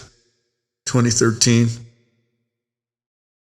and my mom went on September 27th, 2013, right? And my wife and I were going through it, and I was going to counseling because, man, I was just, I used to think seeking outside help was for sissies, right? In the book it says some of us may need to seek outside help. That's right. And I scoffed at that, like, man, if you need outside help, you're a sissy. Until I needed outside help. Isn't that something? Yeah. And so I reached out to my employee assistance program, right? And, got some counseling through them. But in the midst of this, my employer brings me in for a review, right? And he's going, yeah, you're doing great. You're doing all this good stuff, but we need you to do this, this, and this. And I looked at the guy and I told him, I said, do you have any idea what's going on in my life right now? Do you have any idea what's going on in my life outside of the 60 plus hours a week I put in for you guys? Right? And he goes, no. And I ran it down to him. And he's going, oh. I said, I'm out of the house. My sister's dying. My mother's dying. You're lucky I'm even showing up. Right? And the only reason I could keep it together was because of what we do. Right? Right. It's the only way I could keep it together. Right? And the guy's going, oh, don't worry about it, man. Just keep coming to work. It's like, yeah. But it's like people are oblivious to what you're going through. Right. So, but what happened was I'm going to counseling. My wife and I are going to counseling. And we're into counseling with, my wife and I are in counseling, and they're talking and she's telling the counselor what I need to do if I want to come back. Right. And I said, wait a minute, I'm out. I'm not coming back. I'm going to come out the other side scorched or whatever, but I'm not coming back. I'm done. I'm here to support you through this. And then she flipped out, right? And she started working on her, though. She started realizing that maybe she had a part in it or whatever. I don't know what she thought. These are assumptions on my part, right? But she started behaving a little differently, right? And I found that attractive, right? So I left like January 10th or 11th of 2013. Buried my sister, buried my mother. And then, you know, we were still like doing the family unit thing. We went on vacation as a family, even though we aren't together, and, you know, what have you. And we went to Christmas at my sister's house, and I'm really sick. I got some flu or something. I'm sick as hell. And my wife said to me, she goes, you need to come stay with us for a couple of days because you're too sick, right? Somebody needs to take care of you. And I never left. I'm back in the house. You went home, baby. I'm back in the house, right? But, you know, that was probably the hardest year of my life, right? And I walked through it sober, right? And I walked through it being able to be a service to all those poor hostages, but to my sister, right? I mean, the last couple of weeks of her life, I saw her every day, you know? And my mom, she had a seizure about 18 months before she passed. And she never said another word, never got out of bed again, you know? And that was really hard because, you know, you have this vessel, but the spirit is gone, right? And, you know, as hard as it is to say, when she finally passed, it was a relief. I bet. Oh. And you know what? I had a lot of guilt and shame over feeling that way about it, but I worked through that here too. I want to say, I appreciate the way you said it. And correct me if I'm wrong, but the way you said it, Pat, was you got to walk through it sober. And this is where I would like you to correct, either one of you correct me if I'm wrong. God does not give us the strength to walk around something, to walk over it, to walk under it, but he will always give you the strength to be beside you to walk through something. So you said that without even thinking, but you said it the correct, I mean, I see it the correct way, but I appreciate the way you said it. So thank you for that. Because that's, if you're going to try to go any other direction, it's not going to work out in your favor. Well, when you find yourself in it, right, there's no, you can't turn around and go back. Well, Scott always talks about putting one foot in front of the other, but many times we went you talked about it many times, going trying the easier, softer way. That never worked out, but you know. I truly believe this is easier, softer way. Oh, yeah. Oh, God, if you give it a chance. Right. Even half a chance. Yeah. I mean, do the steps and prove me wrong. Right. Yeah. If your life doesn't improve, then you prove me wrong. Yeah, and we will gladly refund your misery. But, Pat, they need to do the steps. What does it tell us? Thoroughly. To the best of their ability. To the best of their abilities. There's another word. I'm looking for another word. Absolute, right? Do these absolute. Because I've known people that said, I did those steps and they didn't work. Inventory right. is truthful. Yeah. Truthful. But I've talked to people that said, I did the steps that didn't work for me. Right. Sure you did. Rarely have we seen a person fail who has thoroughly followed our path. If you thoroughly follow this path, your life will change. It will. But it comes at a price. And that price, it tells you on page 63. Here we go. It's the destruction of self-centeredness. The destruction of self. When that came in here, like Pat, these men they loved me enough to tell me the truth. You got to change everything, son, but your name. And it goes back to what I always say: to thy own self be true. Right? If you ain't willing to be truthful to yourself and your own internal thoughts, you are never going to be truthful to another human being. No. Never. Right? We're not if inside your head you're still telling yourself that it's other people's fault. And if inside your head you're still telling yourself that you didn't do no wrong, you're a victim. Inside yourself that you're not telling yourself, I need to apologize to that person. If you're not owning your own shit, if all those thoughts are going through your head, this is not going to work for you. Not at all. It'll never work for you. When you surrender to self, right? Surrender to that self that's inside your head, then you can surrender to another human being and another higher power. That's just the way I look at it. I could not surrender to anything, anybody, anywhere, anytime until I stopped telling those lies within inside my own brain. And when honesty is just like Pat said about being an inside job. Honesty is an inside job too at first, because you don't need to get good to get God. No. You got to get fucking honest. Right. And that's with yourself first and then with others. And then, to that, and you said it right there, once I could be honest inside my own head, then I could really start putting those steps into play. Right. Then I could really, start owning my own shit, start doing the things that I knew I had to do to become 100% into this program. Pat, I want to ask you a question. I really tried, because you told your story, and it's super hard to interrupt you because you tell it. I think you've done it a time or two. Yeah, you think so after 31 years? I'm an expert in the subject matter. Right. Yeah. You said something, and it was always something for me that I struggled with when I went, because I had to go into treatment. When you were working, going back a while back, when you knew you were getting ready to go put yourself into 28 days, right? You were talking yourself. I almost talked myself out of it again, even after, April 10th of 2022 is when I decided I was going to go into treatment. But trust me, that 2 days between when I made that decision, when I actually walked in there was a lot of shitty committee going to work. And the one thing I couldn't get through is how on earth is that company that I work for ever going to survive without me there? How is my family going to survive without me there? Did those thoughts ever go through your head? I don't know that they went through my head when I was looking at going into treatment, but I'm an alcoholic. I'm a workaholic. Right.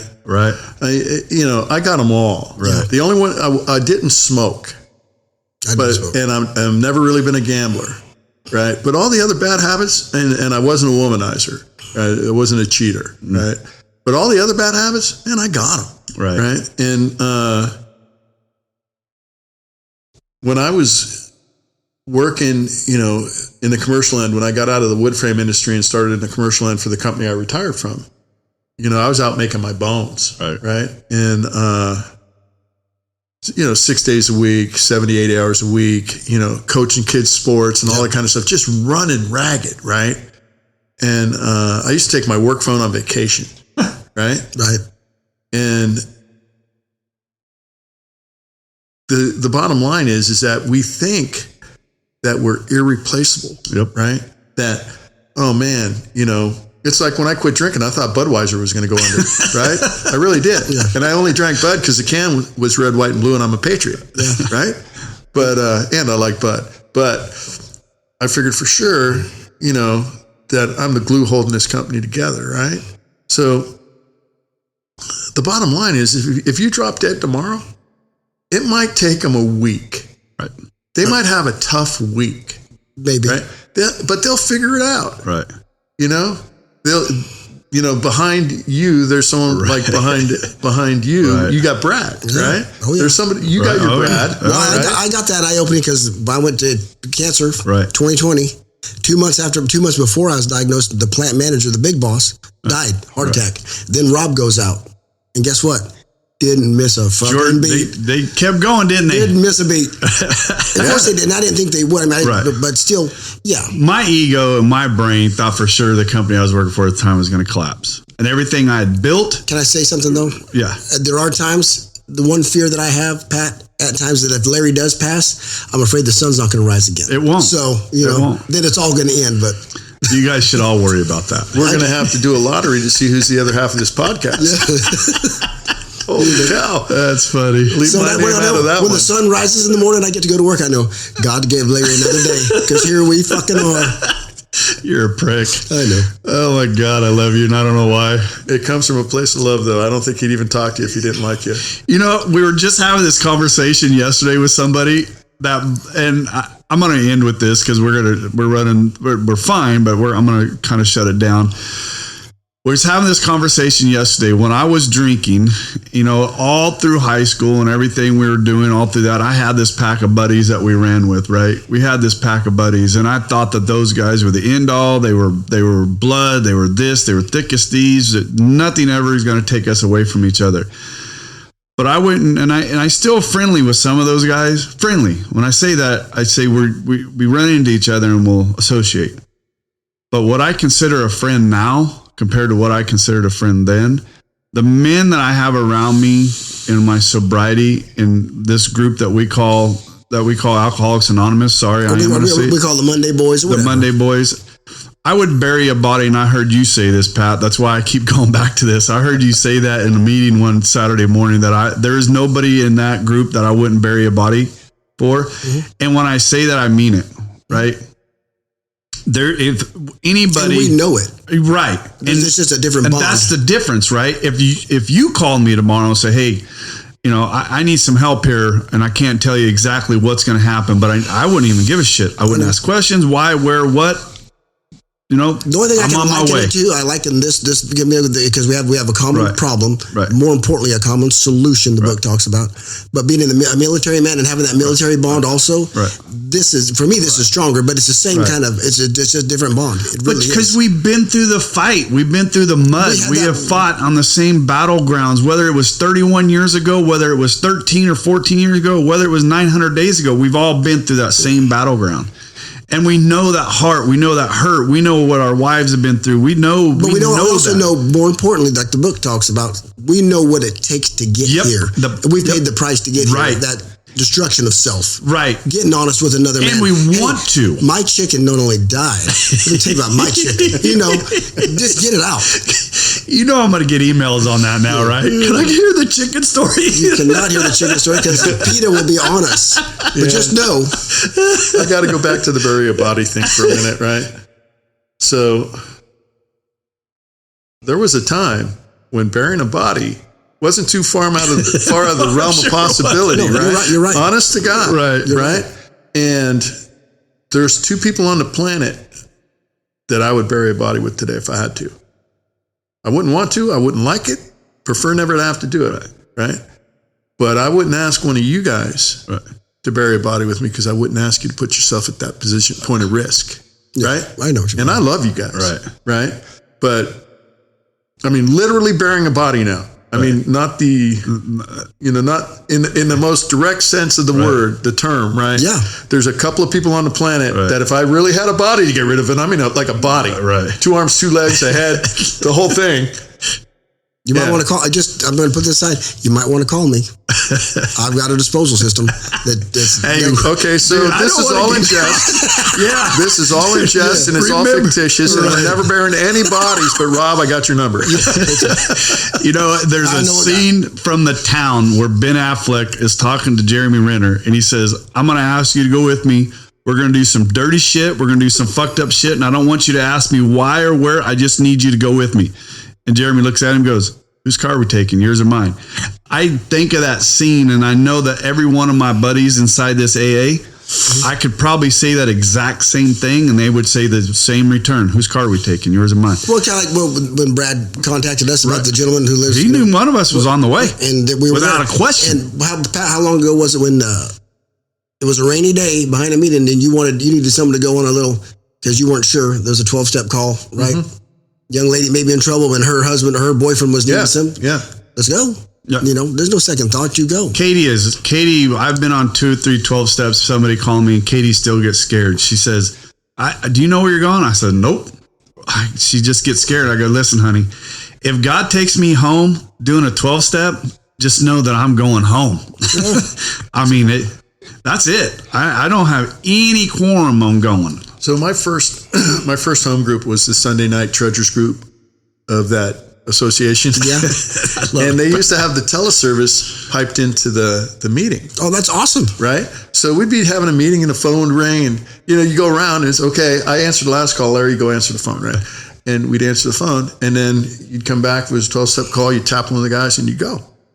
And then, we'd get there at 7 and, the meeting was over at 9 and we'd stay till 11 till the shift changed. What? You guys had 2-hour meetings? Well, we'd get there at 7. The meeting would go 8 to 9. Right. But the teleservice started at 7. Oh, gotcha. Right. So we'd get there at 7, answer the phone. The meeting would go 8 to 9 and then we'd hang out from 9 to 11 till the teleservice shift was over. Okay. In case there was a need. And that's the gift. So I got into that kind of work early in recovery. And again, I love church people, and I am one of them. I do attend. However, in my experience, I have never met anybody more giving, more sacrificial than a recovered alcoholic. who has a faith in a higher power like no other. For sure. I just haven't seen it. No, and I've said this multiple times. The joy I get of being around a group. I love it. I mean, I don't do it out of obligation. Right. Well, if I don't go help this guy, I'm going to get drunk. I'm not going to get drunk. No. God's taking care of that. I'm going to go help this man because of the joy I get out of it, and because when I needed help, someone showed up for Rob, and I enjoy it. I really enjoy it. Yeah, that call that Rob and I went on, we went down to this house and talked to this gal, and her boyfriend was there, and who knows what was going on. It's none of my damn business, but he seemed fine. Right. And I told him, I said, if you want what we have, man, you got my number, call me. I gave him a big hug. I said, man, don't want to see you suffer. We don't want to see you go through it, man, but when you're ready, reach out. Right. I'm not leaving and changing my number on the way up the road. Yeah. It's been the same one for a while. Yeah. Give it a go. All right, guys, we are going to cut out of here. Pat, man, I sure appreciate you coming in here. I'm going to ask you to come back. That's only half the story. You're going to have to. Well, you're coming half. Jesus criminy. You got sober. You're through step 5. Oh, so we're going to ask you to come back. We're going to come back. We're going to finish some of your story. Then we're going to get into some topics, right? I don't normally break these up, but I mean, I want Pat to come back because we're going to get into some topics because like I said, from the very beginning, we got 2 guys in the studio right now. Probably when I say that when I need something out of the book or work either one of these 2 guys, the knowledge you guys have is incredible for me. And to get you 2 in the same room, we have it on our Monday nights, right? To get you guys start not dictating, but when you 2 start talking about the books, it's so educational. So to have you guys in here together at the same time, I want to get some topics out here. I want to start talking about some stuff. I want to get something out there that hopefully will spark somebody to go, you know what? I want to give this thing a shot because I say this all the time, right? We're here for the one. Or we just give them somebody is not even one of us, some tools. Right. Because everybody could use more tools in their once again, we started this podcast to help the one, right? Yeah. We're here to help the one. Whoever that one is. We don't know who it is. We don't know where it's coming from, but my goal is to help the one, whether it's a wife of an alcoholic, whether it's the alcoholic, or whether it's the daughter of an alcoholic. We're here to help that one. And we want so much. If you reach out to us, you can reach us at recoveryunfilteredpodcast at gmail.com. Remember that email has changed. We now have our Instagram up. It's Recovery Unfiltered Podcast. We now have our Facebook, which is Recovery Unfiltered Podcast. Everything is switching over to Recovery Unfiltered Podcast. Thank you to the love, my oldest daughter, who's the smarter one of the family. Love you, McKenna, too. We're going to edit that out. No. Recovery Unfiltered, Pat. Recovery Unfiltered. Yeah, so you can reach out to us, Recovery Unfiltered Podcast at gmail.com, and then we're going to get out of here. Come back. I got 2 things I need to say. Hold on a second. One is there's a man that I associate with that says that this stuff wouldn't hurt his grandmother, and I believe him. I have a lot of respect for that man. And then I promised Doug that I'd tell you to shut up. So Larry, shut up. Okay, I'm going to shut up. We're going to get out of here right now.